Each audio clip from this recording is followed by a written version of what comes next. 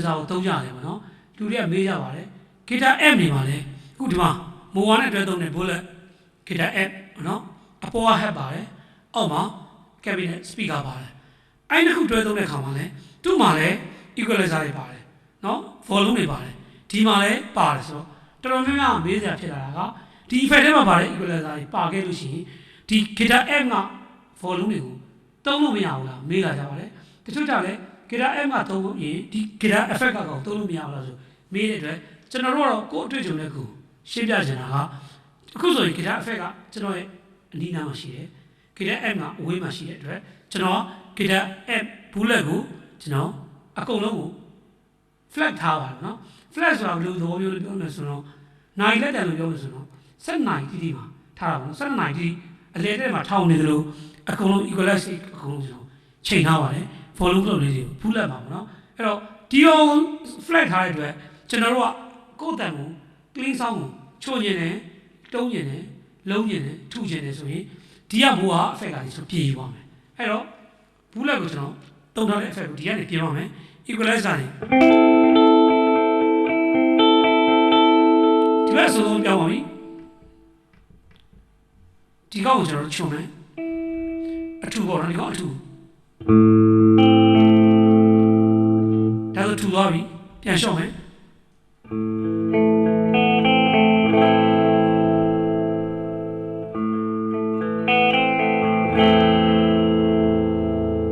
နောက်တစ်ခုထပ်ပြီးတော့ရွှေ့မယ်တင်မယ် mid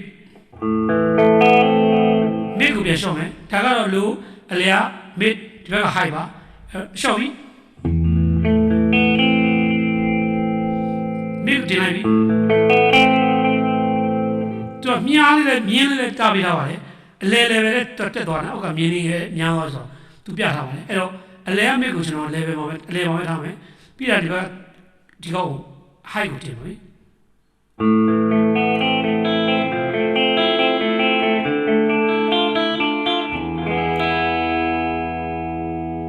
အဲ့တော့ဒီမှာလည်း low high မရှိတယ်ဟိုမှာလည်းရှိတယ်ဘာဖြစ်လို့သုံးကြလဲဆိုအဓိပ္ပာယ်ကိုကျွန်တော်ရှင်းပြချင်ပါတယ်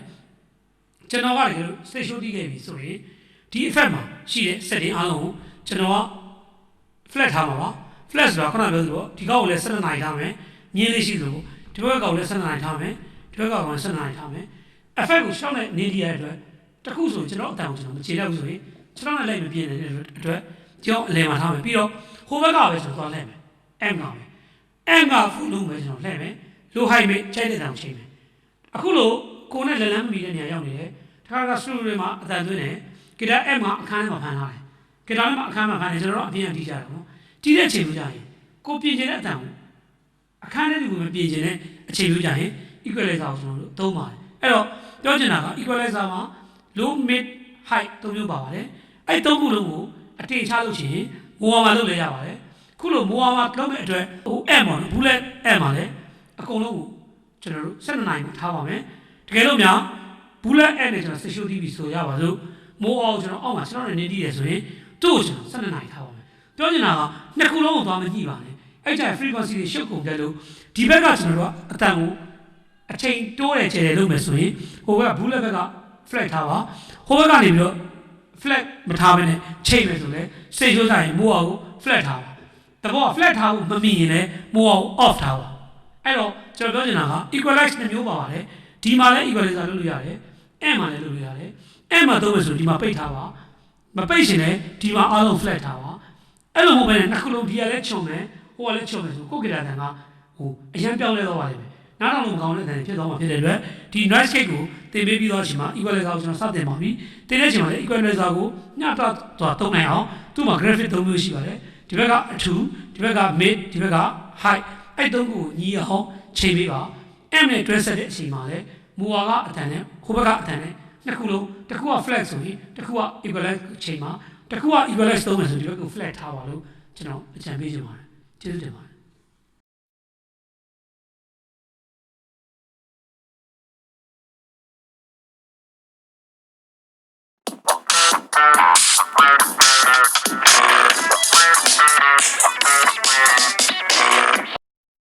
မိုးဝါ G100 ရဲ့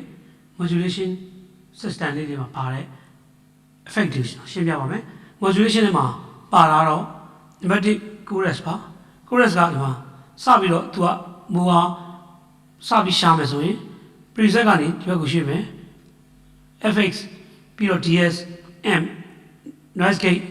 equalizer ပြီးတာနဲ့သူ modulation ရောက်ပါပြီ modulation ရောက်တဲ့အချိန်မှာသူကဒီမှာ chorus ကစပါတယ် chorus ကို off ဆိုပြီးပြထားပါတယ် on ဖြစ်အောင် pedal နဲ့မှာဒီဘက်က on off လုပ်ရှိပါတယ်အဲ့လိုနေပါ on သွားပြီအဲ့ online လို့ရှိရင် guitar တန်က chorus ပါတဲ့ guitar တန်နဲ့မပါတဲ့အတန်ခွဲကြည့်ပြအောင်မယ်ဒါဖြုတ်လိုက်မယ် chorus ကိုဖြုတ်မယ်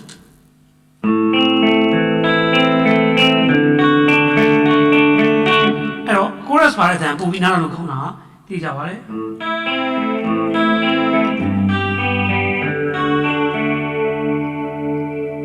အဲ့တော့ chorus ပါတဲ့အတန်ဘာလို့နားတော့ခေါင်းလဲဆိုတော့သူ chorus ကတယောက်တည်းတည်းတဲ့အတန်ဟိုမှာနောက်တဲ့ symbol အတန်နေနဲ့ထပ်ပြီးတော့သူကဟိုလိုရအောင်လဲ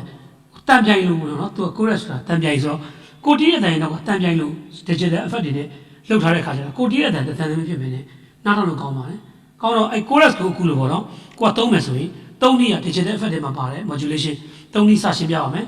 ဒီ club လေးကိုဖိလိုက်ပါအောက်ရောက်သွားပြီအဲ့မှာစပြီးမှာအတန်ပြောင်းပါပြီ tab ကိုရှော့လိုက်ရင်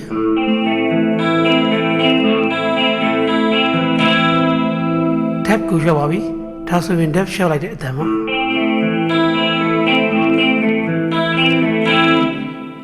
တစ်ချက်ထပ်နေမယ် mix ကကြတော့ဒီ chorus အတန်ကများနေတယ်ကိုဂီတာတန်နည်းနေဆိုရင်ဒီ mix ကိုပြန်ချလိုက်ပါဒါဆိုရင် chorus တန်ကျသွားပါပြီ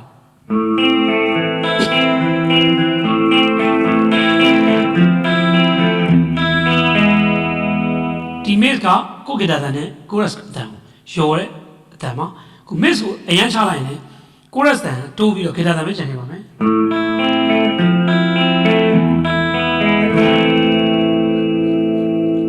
နောက်တစ်ခုက speed ကကြတော့ဒီ chorus နောက်ကချိန်နှုန်းရဲ့အကွာအဝေးပေါ့နော်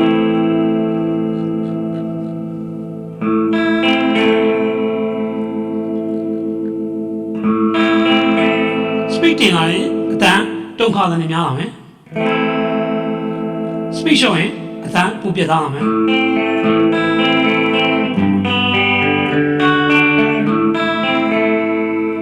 အဲ့တော့ခုန deep လာပြီ deep ကိုတင်မယ်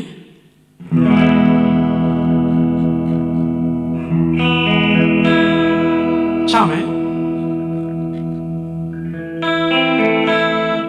mix အတင်ချလုပ်မယ်ပြီး speed အတင်ချလုပ်မယ်အဲ့ tab ရဲ့ mix ရဲ့ speed ရဲ့ကိုဒါသမားတိုင်းကကိုလိုချင်တဲ့တန်ရအောင်ချိန်စားမှာဖြစ်ပါတယ်အဲ့တော့အခု speed လည်းချိန်ပြပြီးသွားပြီ mix လည်းချိန်ပြပြီးသွားပြီ tab လည်းချိန်ပြပြီးသွားပြီကျွန်တော်နောက် chorus စီပြန်သွားမယ်တစ်ချက်နေလိုက်တဲ့အခါမှာ chorus effect ပေါ်ရောက်သွားတယ်သူကဒီ club လေးနေနေတာနဲ့ net သွားတဲ့နေရာဒီက mix speed နောက်တစ်ချက်တည်းနဲ့ chorus ဖြူသွားပြီအဲ့လိုဖြူသွားမှလည်းဒီကောင်လှည့်လိုက်ရင်နောက်တစ်တန်ထွက်လာပြီသူက flanger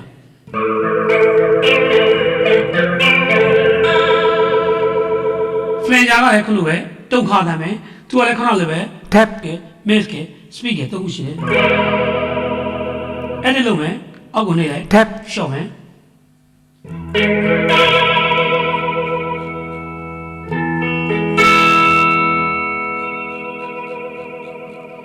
tab ကိုတင်လိုက်တာနဲ့ flanger တန်ပို့ပြီးတော့ပြင်းပြင်းထန်ထန်ကြားပါတယ်ကျွန်တော်ယူဆပါတယ်ပြီးတော့ mix ကိုအလျှော့တင်းလုပ်မယ်ပြီးတော့ speed ကိုအလျှော့တင်းလုပ်မယ်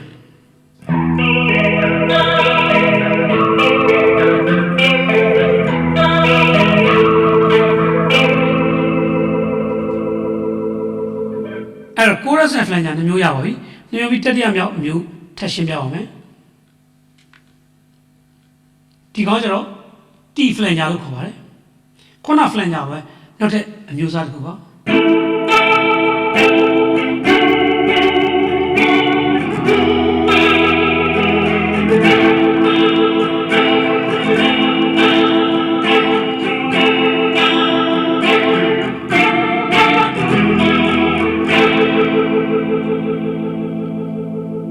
တုံခါမှုမတူတဲ့ flanger ဖြစ်ပါတယ်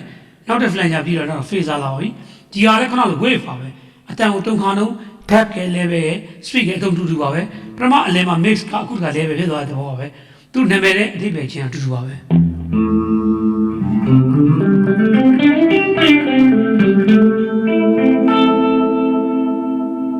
ပြင်မယ် back ပြင်မယ်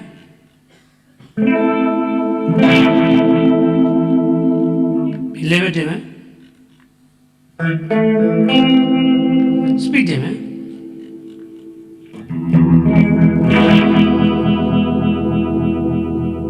ဒီသုံးမျိုးပဲအဲ့ဒီလိုပေးဖို့လိုအပ်ပါတယ်ထက်လာပြီ phaser ပြီးနောက်တစ်မျိုးထက်လာမယ် step phaser တော့လည်းနောက်တစ်မျိုးပါ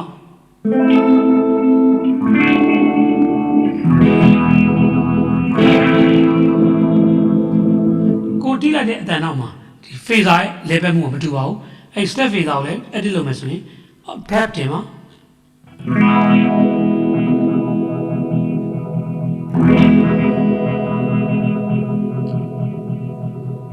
level ကစားပါ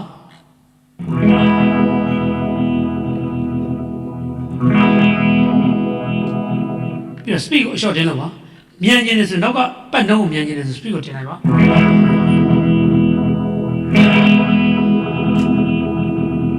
နောက်ကတန်နေခြင်းနဲ့ဆို speed ကိုရှော့ပါ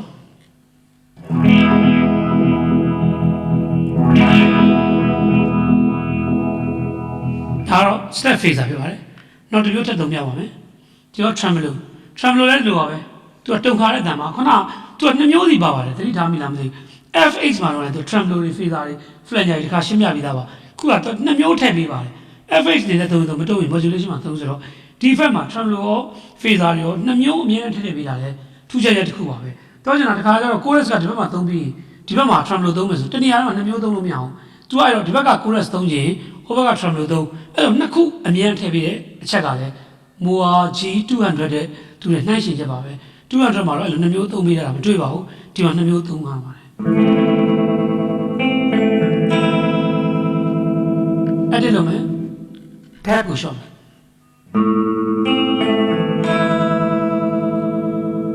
tuning tune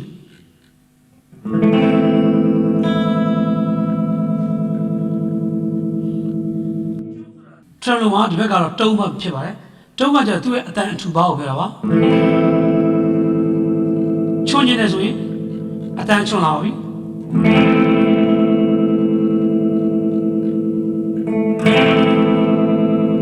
ရှော့မယ်ဆိုရင်တုံးထူအောင်ရှော့ပေးပါဒီဘက်က speed ကလည်းခုနကကိုတီးတဲ့အတန်တော့က tremolo တုံးကမှုကိုချိန်တာပါ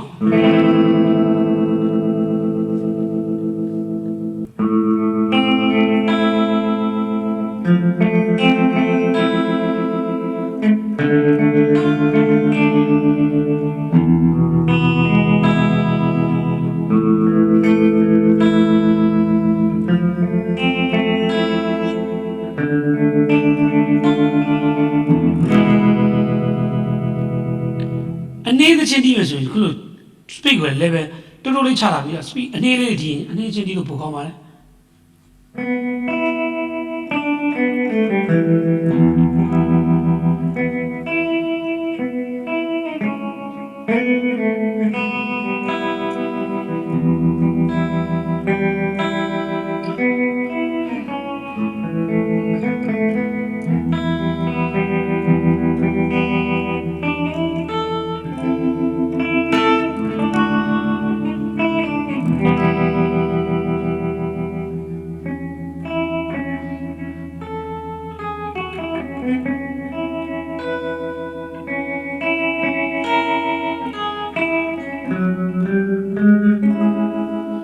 ဥမာ Shakira တခြင်းမှာသုံးတာပါလေ Shakira တခြင်းမှာဒီကြည့်ပ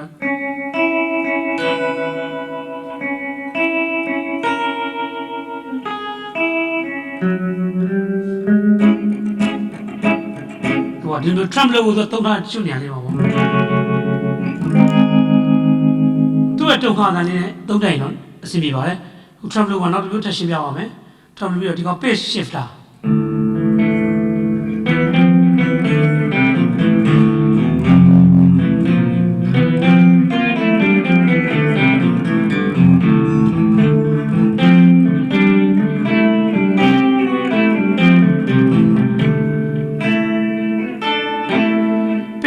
都叫特别了，爱的了我们。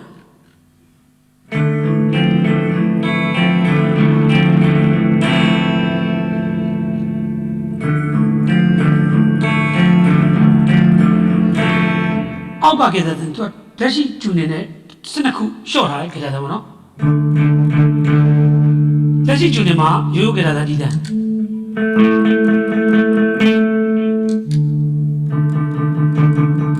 ကျူနေပြောင်းသွားပြီဟုတ်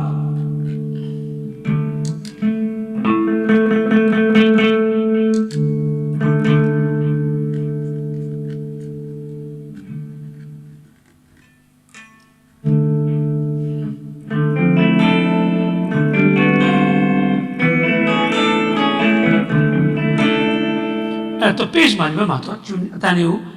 အခြားပို့တန်တဲ့နေနဲ့အတန်ထည့်ပေးတာပါလေ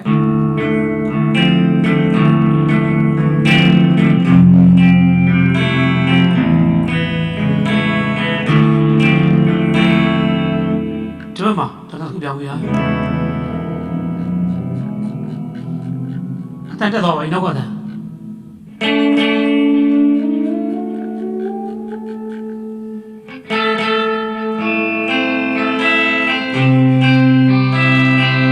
ဒီကအတန်အတက်ပါဒီကအတန်အကြအဲ့ကျူနေကိုရွေးဖို့ပါပဲကိုကဒီတန်ကိုတီးတဲ့တန်ရဲ့နောက်တစ်တန်တက်ချင်လာကြချင်လာဒီဘက်ကပြန်ချင်ပါလေ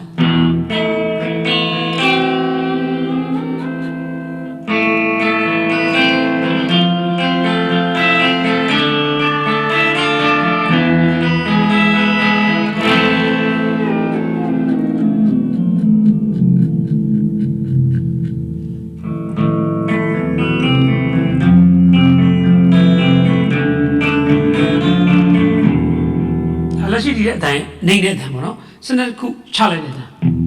base ရိုးတွေဖြစ်သွားပါပြီအဲ့တော့မြင့်နေတယ်ဆိုရင်လက်ရှိဒီတဲ့အတိုင်းနဲ့ပုံမြင့်တဲ့စနစ်တန်အကုန်နှိပ်လိုက်ပါ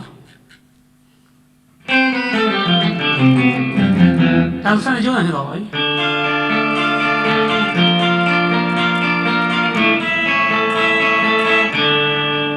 ဒီတောင်မှခေတ္တတန်နဲ့ချိန်ရင်ဒီကောင်းတဲ့ချိန်မှာကေတာတန်းကျဲမယ်လက်ရှိဒီအဖက်တဲ့အတန်တိုးမယ်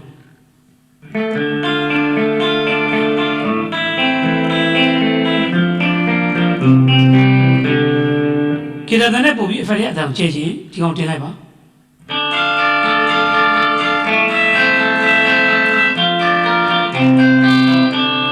ဟုတ်ပြီနော်အဲ့တော့ page နဲ့ပတ်သက်လို့ရှင်းပါတယ်ဆိုရင်ကျွန်တော်ကတောက်တစ်မျိုးထပ်ရှင်းပြအောင်မယ်5 to ဆိုဒီကောင်ဒီလိုပါပဲသူကလေဒီကောင်ဒီဘက်မှာ level ရှိပါတယ်သူ့ရဲ့ level ကိုအ short လင်းလုပ်မယ်သူ့ရဲ့ဒီမှာ speed မြန်ကြီးဒီဘက်ကို speed တင် short ကြီး short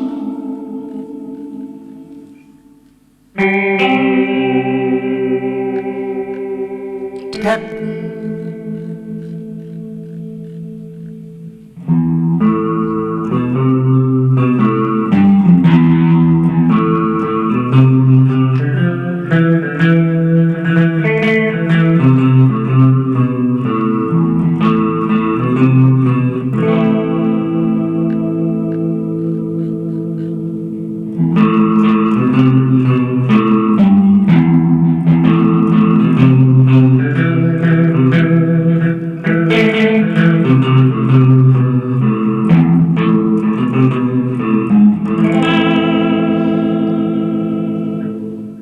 တုံခါဆန်က travel နဲ့မတူပါဘူးတယောက်တစ်မျိုးစီမတူတဲ့ခြားနာတဲ့အတန်ထွက်လာပါလိမ့်မယ် vibrato ပြီးရင်ကျွန်တော်တို့အခု filter တော့စင့်နေတူတော့တူပါတယ်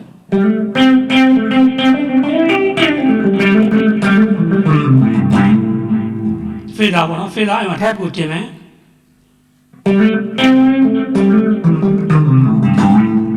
ပြီးရင်ဒီမှာတုံးချိန်မယ်speed ကိုချိန်မယ်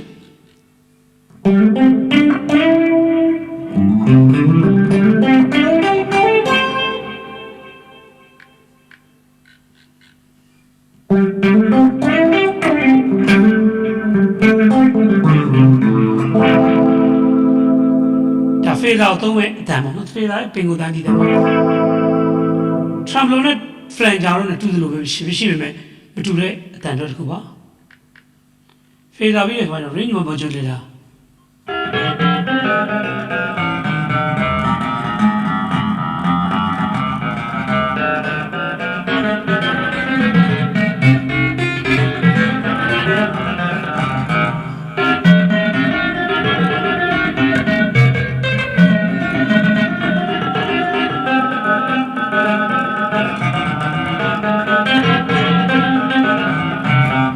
ကတော့ modulation လုပ်တဲ့သဘောဖြစ်တဲ့အတွက်ဒီကျွန်တော်တို့ဒီအတန်တွေမတူညီတဲ့ note တွေကို random လုပ်ပေးနေပေါ့ဒီတန်တွေ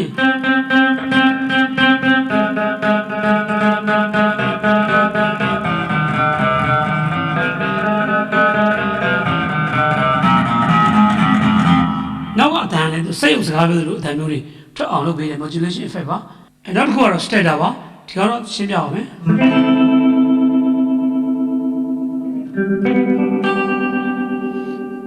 သူကလည်းအတန်ရှည်ဆွဲတဲ့အချိန်မှာတုံခေါင်မှုနဲ့သွားတဲ့အတန်ဖြစ်တဲ့အတွက် stator ကလည်းဟို tremolo နဲ့တူပါတယ်ဒီကောင်လည်း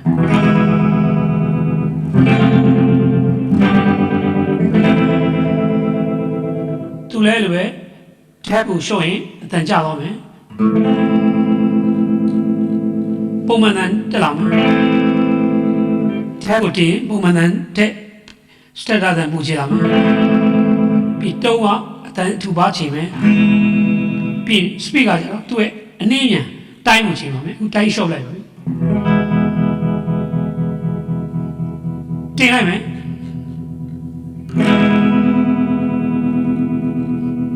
လျှော့လိုက်ပြီ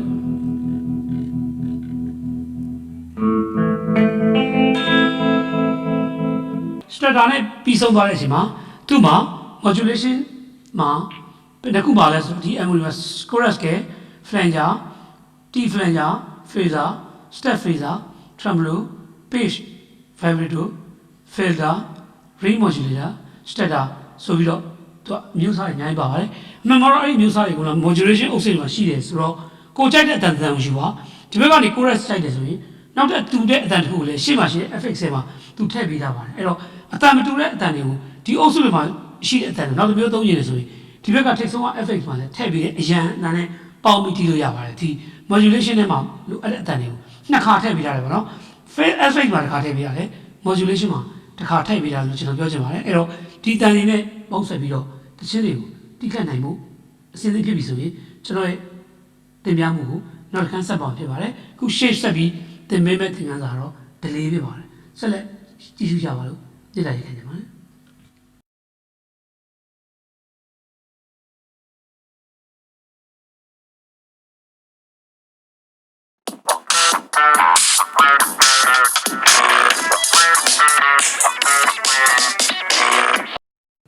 အခု G100 ရဲ့ digital delay အပါဝင်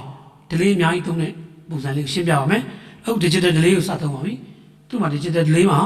ဘာပါလဲဆိုတော့ level ရဲ့ feedback ရဲ့ time ပဲအခြေခံ၃မျိုးလုံးထည့်ထားပါတယ် level ကအခုတီးလိုက်ပဲ delay နောက်ကထွက်လာတဲ့အတန်ကိုသူကတင်ကျင်တယ်ဆိုရင်ကျွန်တော် level ကိုနှိပ်ပါဒီ clock လေးနဲ့ပါ level ဆိုမဲသွားပါမဲသွားဆိုရင်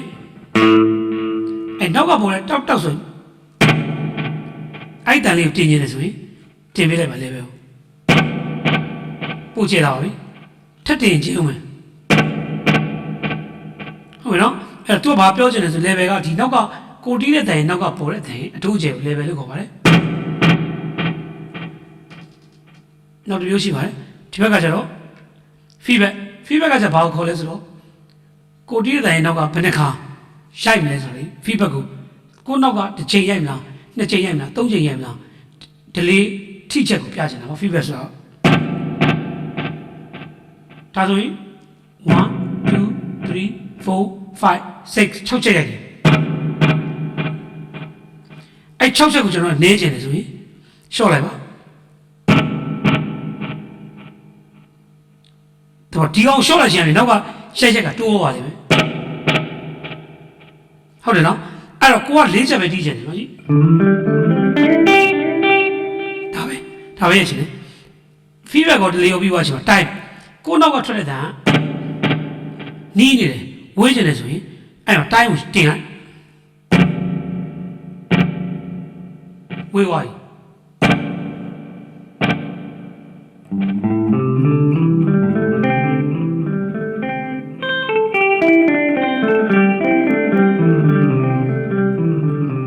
အဲ့လောက်ကြီးမဝေးကျင်ဆိုပြန်လျှော့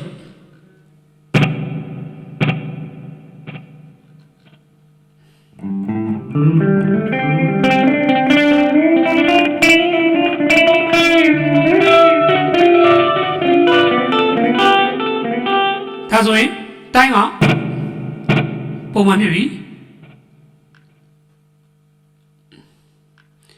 level လျှော့မယ်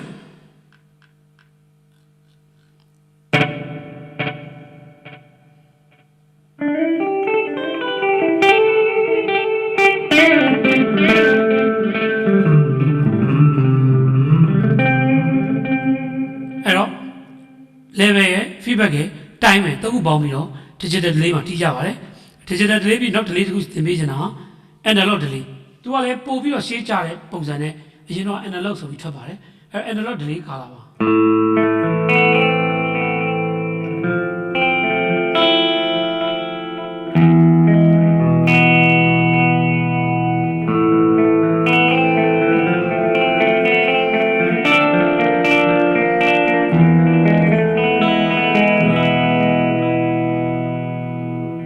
delay နဲ့ digital delay နဲ့ရှင်းကြည့်မယ်ဆိုတော့ analog delay ကနောက်လိုက်တဲ့အတန်ကိုယ့်အတွက်အနောက်ရှက်မဖြစ်တယ်လို့ခံစားရတယ် digital ရဲ့အတန်ကြအရင်ပြတ်သားတဲ့ခါကျကိုတီးရတာနောက်ကနေလိုက်ပြီးတော့ဟိုစနိုးစလောက်ဖြစ်အောင်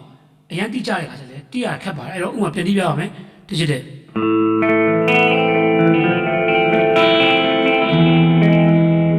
ကိုတီးရဲ့နောက်ကပါလာတဲ့အတန်ကိုယ့်အတွက်ဒီလေဟို easy မဖြစ်ဘူးเนาะတီးရတက်တော့မရှိလို့ခံစားရတယ် analog delay ကကျတော့ကိုတီးအတန်ပဲဒီ level ပဲဒီအချိန်ကအစတင်ပါပဲ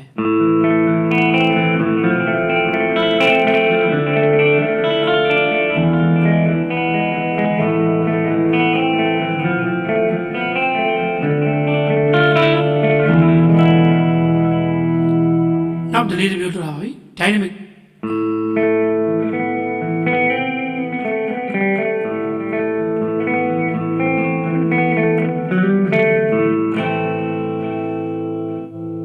take echo ဒါ echo အရင်တော့ echo တွေသုံးတဲ့အချိန်ပေါ့နော်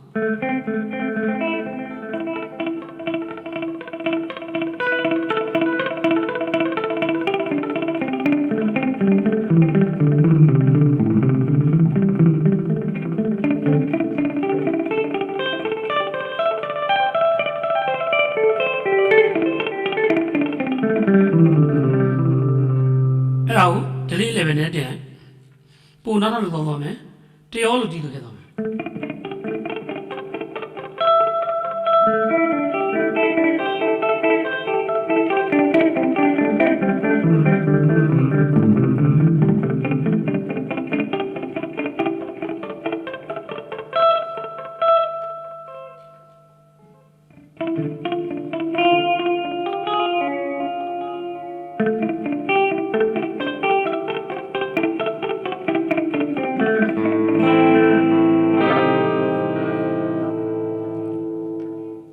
အခုပြီးနောက်တစ်မျိုးရွှေရိုးအခု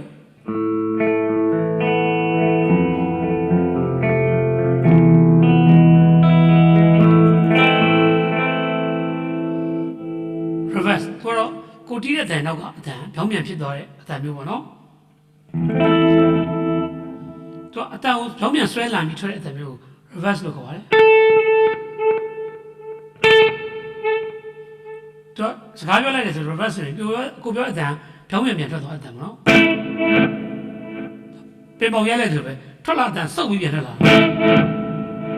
ဟိုးဆိုပြန်တာဒါ reverse လို့ပြောပါတယ်အဲ့တော့ကျွန်တော် digital delay အစီအစဉ်မှာ digital delay ရဲ့ analog delay ရဲ့ dynamic ရဲ့ tape echo ရဲ့ reverse ကျွန်တော်တို့အကုန်ရှင်းပြပြီးသွားပါပြီထပ်ပြီးတော့ကျွန်တော်တို့ reverse စနစ်တွေကိုတွားကြည့်အောင်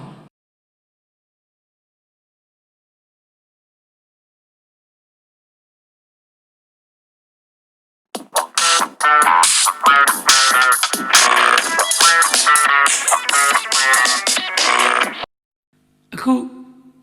မူဟာ GE100 က reverse ကြောင်းရှင်းပြပါမယ် သူ့မှာ rubber မျိုးစားတွေအများကြီးပါပါတယ်အဲ့ဒီ spring rubber စသုံးပါပြီ the spring ဆိုတာသူအတန်မှာလှိုင်းတန်းပေါ့နော် rubber ဆိုတာလှိုင်းတန်းစပါပြီအဲ့သူ့လှိုင်းတဲ့အတန်ထွက်တဲ့အတန်ကိုကျွန်တော်တို့ကပြင်မယ် level ဆို rubber ရဲ့အတန်ကို short ချင် level ကို short မယ် level short level တင် rubber တန်ကျယ်သွားလိမ့်မယ်လှိုင်းတိုင်းကျယ်သွားလိမ့်မယ်နော်အဲ့တော့ level တင်မယ်ပြီးရင် DK တော့အဲ့အတန်ရဲ့နောက်ကနေ sustain ရှည်ကြီးသွားတဲ့အတန်လှိုင်းတိုင်းရဲ့နောက်မှာအတန်ရှိပါတယ်အဲ့ဒါ DK လို့ခေါ်ပါတယ်အဲ့ DK ကို short လိုက်မယ်ဆိုရင်လှိုင်းတိုင်းရဲ့နောက်မှာအတန်ရှိတိုးသွားမယ်ဒီတဲ့ထက်ရှော့မယ်ကိုတီးလိုက်တဲ့လုံးမှာလှိုင်းတန်လည်းပါခြင်းနဲ့သူ့နောက်ကအတန်ရှိဆွဲတာလည်းပါခြင်း rubber ကို level လည်းတင် DK လည်းတင်ပါနော်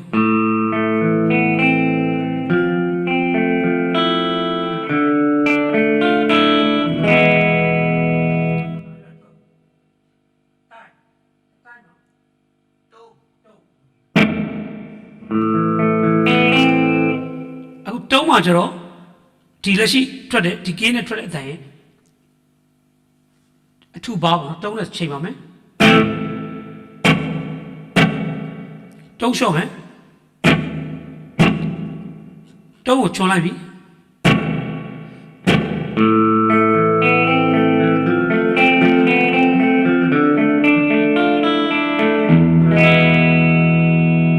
ဒါ spring မှာအဲ့လိုပဲတော့တဲ့လာဝိုင်း rubber ဒီ rubber တော့တော့ကနေ delay ပါပါသလိုအတန်မျိုးထွက်ပါတယ်အဲ့တော့ကျွန်တော် speed ကို short ပါမယ်သူ့ရဲ့နောက်က delay တန် short တော့ပြီ speed မှာ short မယ်နှေးတော့ပြီအဲ့တော့ level ကို short ပါမယ်DK တီးပါပြီ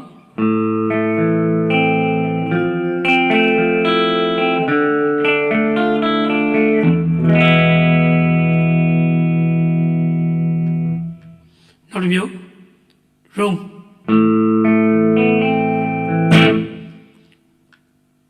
ကိုလည်းပဲတင်ပါမယ် DK တင်ပါမယ်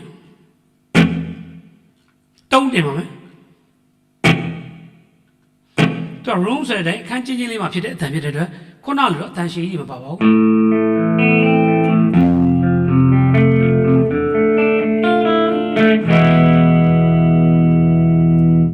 ဒါဟိုကကြအခန်းနည်းနည်းပို့ပြီးတော့ရှည်တဲ့အခန်းကျဲတဲ့အခန်းဖြစ်တဲ့အတွက်သူ့အတန်တော့ပို့ပြီးတော့လှိုင်းတန်ပို့ကောင်းပါတယ်ဒါသူ့တော့ကလှိုင်းတန်ကျဲပါတယ်အဲ့တော့ကျွန်တော်ပြန် short ပါမယ် level short မယ် DK နည်းနည်း short မယ်တုံးနည်းနည်း short မယ်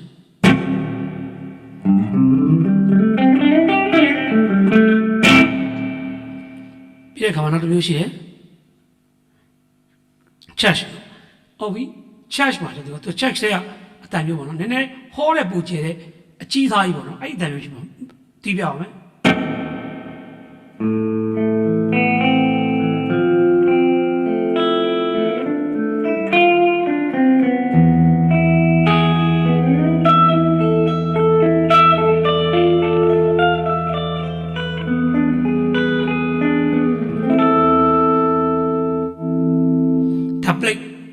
plate ကတော့တစ်မျိုးပါ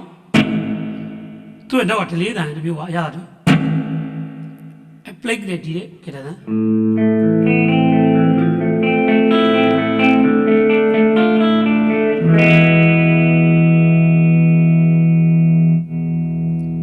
modulation ဒီဟာကြ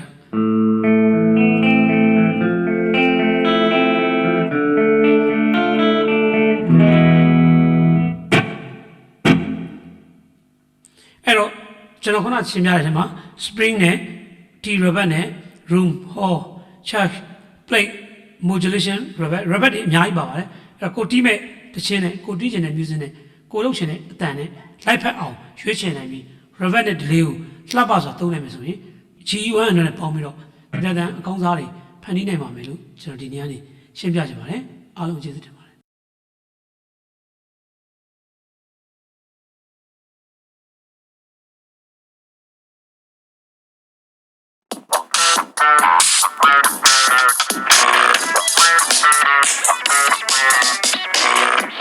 ဘိုးကြီး